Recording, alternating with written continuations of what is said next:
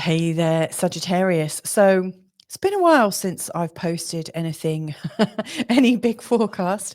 But this is hopefully going to be helpful in navigating how to reset your life.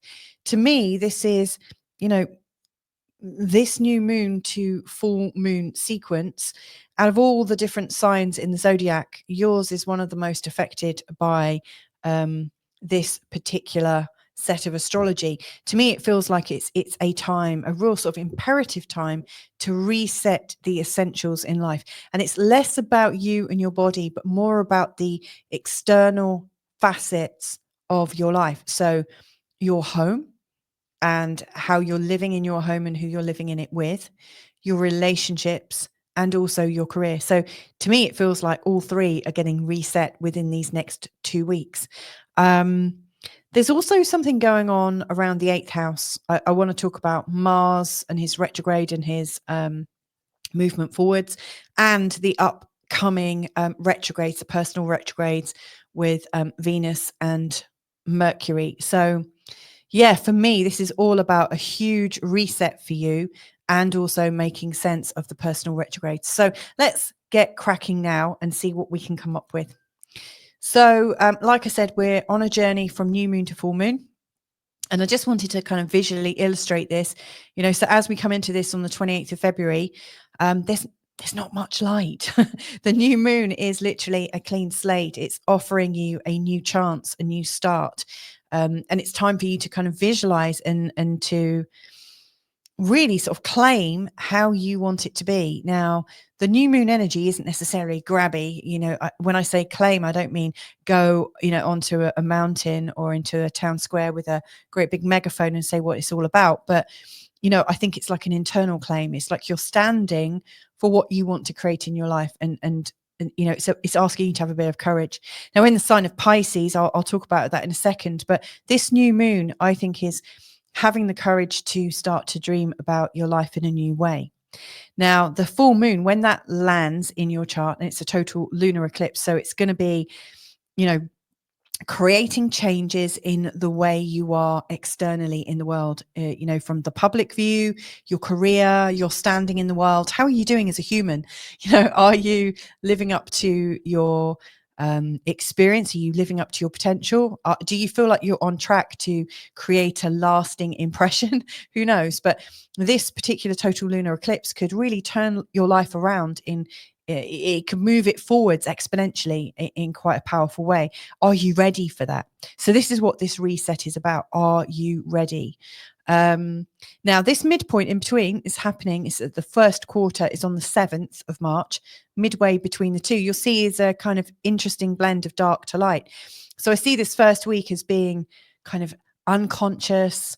You're coming into your realizations. You're coming into the energy of what you're wanting to create, taking little baby steps, testing it out. And then it's like dark to light. In the second week, all of a sudden, there's this feeling of things can pick up speed.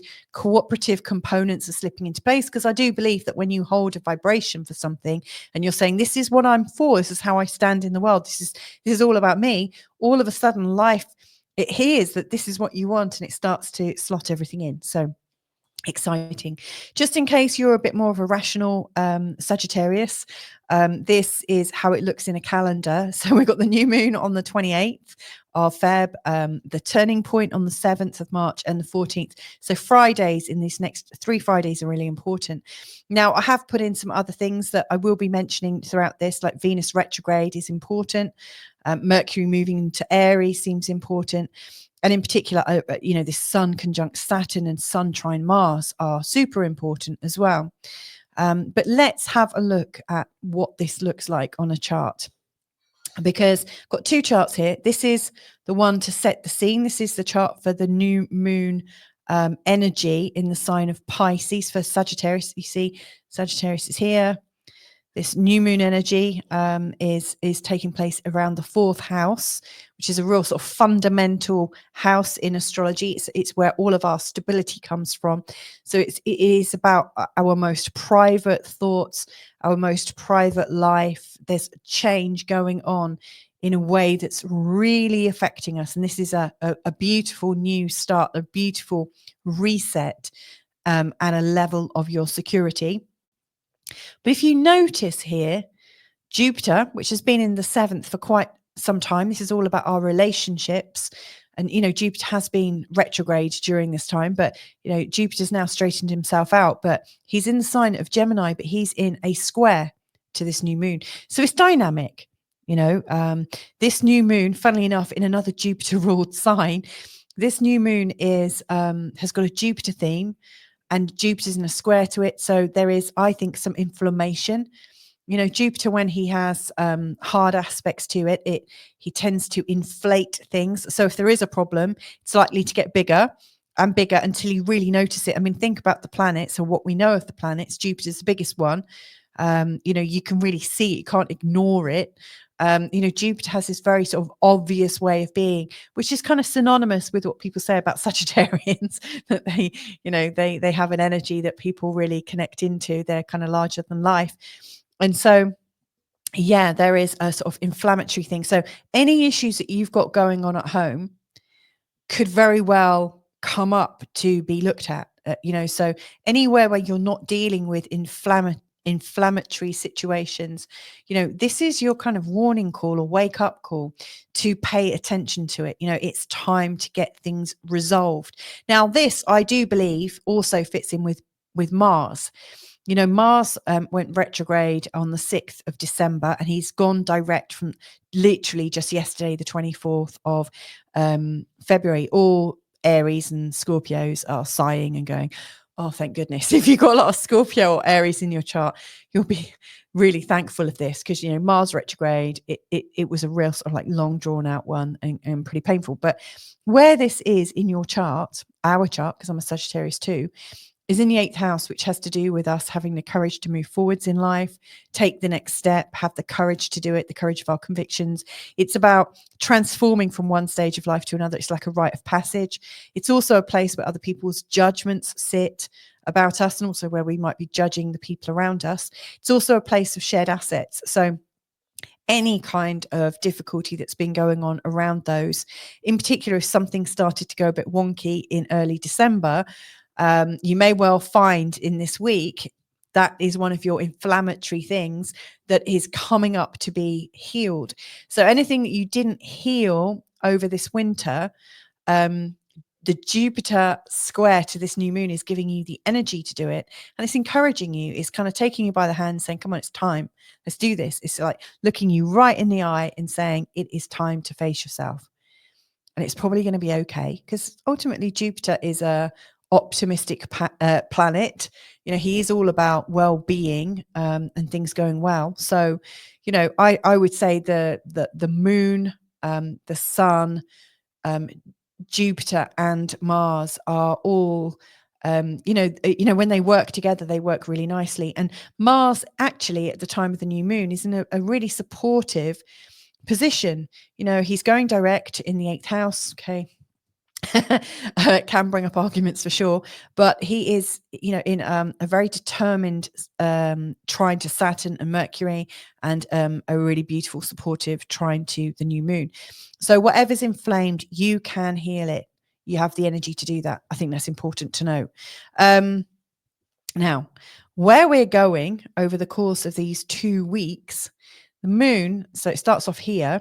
This is where we are at the end of week 1 and the beginning of week 2, and then it's going to end up here on the 14th of March. So it's going to end in your 10th house, which is about how you're seen in the world, your career, your reputation, for instance. It's huge. So, whatever you're doing to resolve things, bear in mind that the next really big position of the moon is in a public place. So you want to make sure you heal things really good, because you don't want to be sort of exposed in a public way. This is a time to really make sure you're repairing, fixing, and sorting things out in a way that's sustainable and that's reasonable. Now, I want to draw your attention to some dates. So, for instance, on the 6th, so just around about here, on the 6th, the moon is going to be in a conjunction with Jupiter. That's going to be quite a beneficial day. On in fact, if I go, whoops, there we go. On this day, on the 6th, the moon is also not only just in a conjunction with Jupiter, but will also be in sextiles to Venus and Mercury. So there's a real kind of light-hearted energy. So you're not, even if you feel like you're doing all this change work on your own, I want you to know that, around this kind of sort of switch over time, from dark to light, I do think, that you've got the support. There is support around you. And also your creative energies are supportive, so Venus and Mercury in the 5th, you might get support from children. That's nice. But anything that you're doing that's creative is giving you an outlet for things to kind of resolve, settle. I think it's important to get rid of a lot of your nervous energy because, I think moon energy in the sign of Pisces and also in the sign of Gemini and also in the sign of Virgo has a tendency to be quite moving. It's mutable energy. The mutable energy, Sagittarians can be quite relaxed and, Geminis can be kind of fascinated. But there is, I think, a bit of an anxiety of the fact that the mutable signs aren't fixed or settled. So the moon coming through these areas can, especially seeing as for me, they're these angular houses, the 4th, the 7th, the 10th.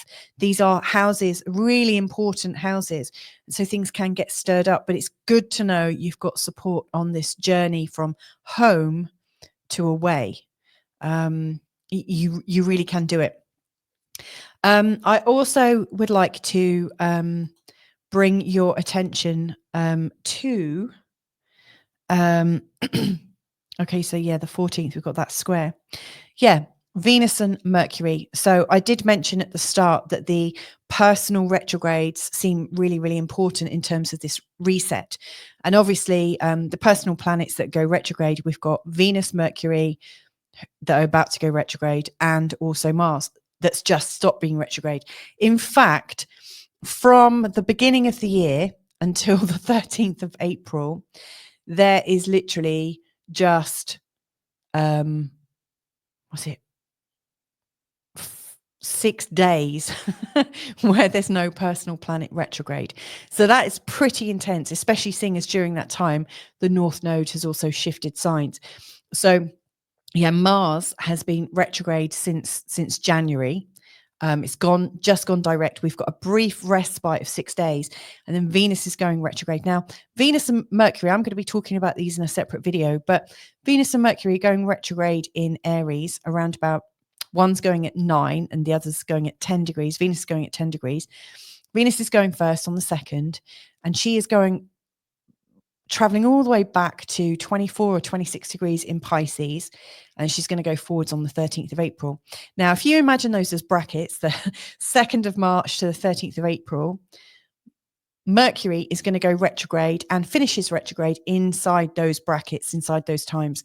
So Mercury is going retrograde actually at the end of this forecast on the 15th of March from 9 degrees Aries to pretty much the same spot that Venus is going back to. So they're working together. Now, when Venus goes retrograde, we tend to revalue things. We tend to really question ourselves, like, what's important? Why is it important? How can I make things more important? We tend to also be a bit nostalgic. People from the past can come back and remind us of when things were easy, and it's easy to like turn your head a little bit. Anywhere where you've perceived greater value in your life and you're not seeing it now, it can be a time when ingratitude comes in and you want what feels comfortable. Venus is about comfort and flow for sure. And so she's bringing up stuff about your relationships. And obviously that's where Jupiter is right now.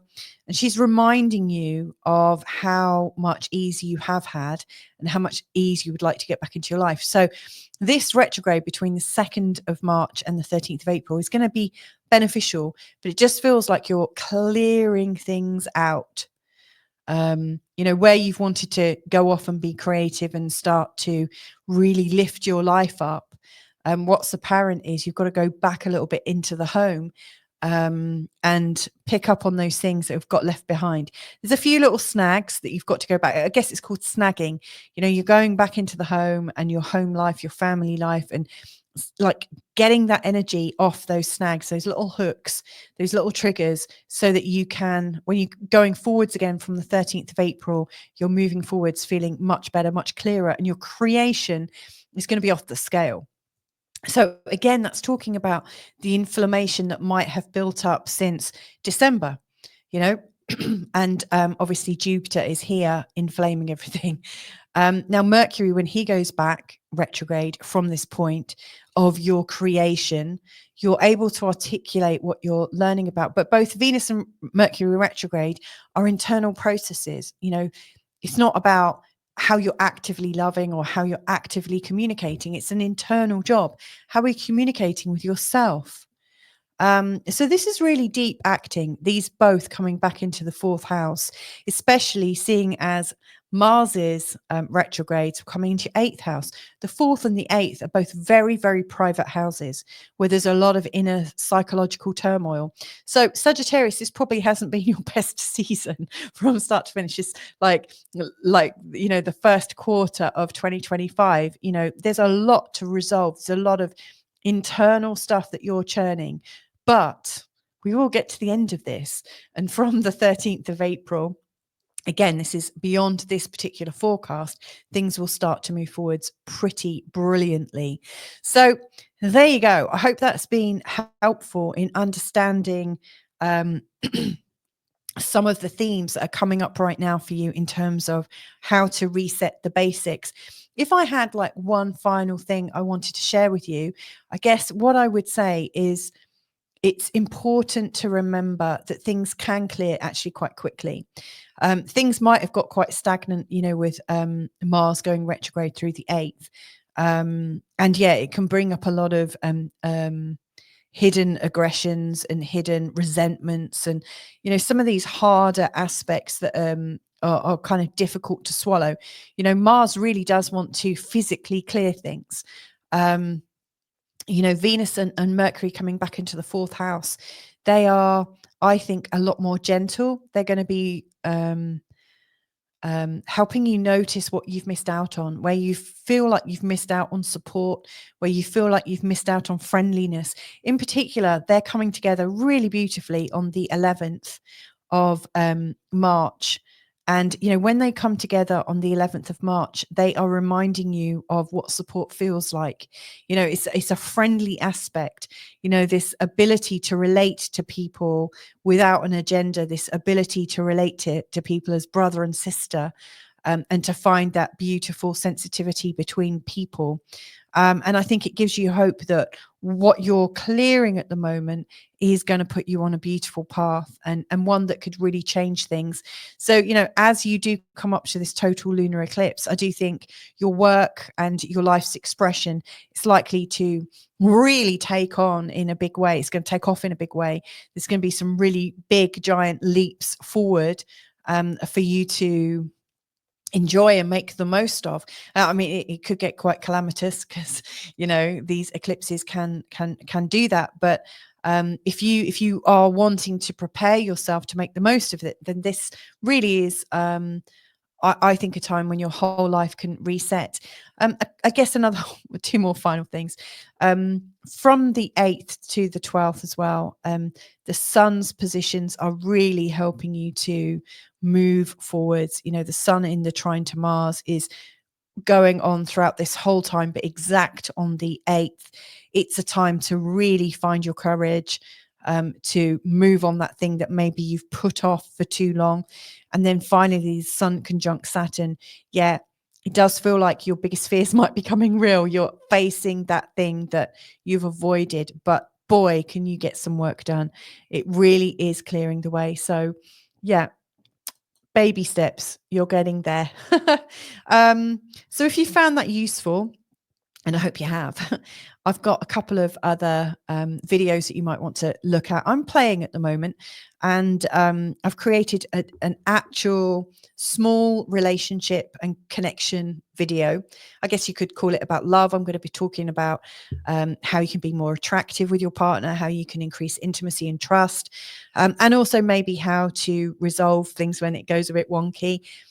I've also done a separate one about money and your career and ambition, to really focus in on those as well. So if you want to have a look at those, they're shorter than this forecast, but a lot more specific. So check those out on the links below. Anyway, lots of love to you, and catch you another time. Bye for now.